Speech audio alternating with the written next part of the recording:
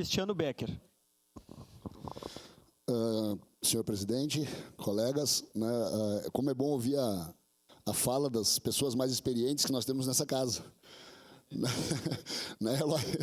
O vereador Eloy, a vereadora Rose, o vereador Edson da Rosa, pessoas mais velhas que trazem a experiência aqui, é isso que a comissão traz hoje, ouvir a voz da experiência.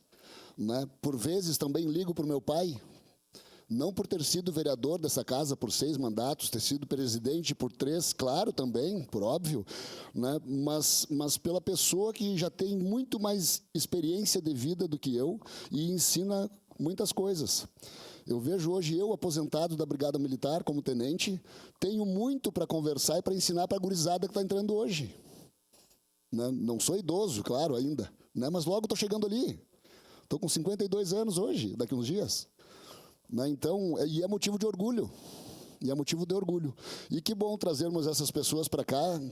Parabéns, Sandra, parabéns à comissão, parabéns, Matheus, né, por terem trazido com tanta propriedade esse tema que é necessário para a nossa cidade, para o nosso legislativo, para o nosso executivo, trazer a voz da experiência que tanto nos ensina. E muito obrigado, Eloy, Rose, Edson, por muitas vezes aqui apaziguarem algumas situações, trazerem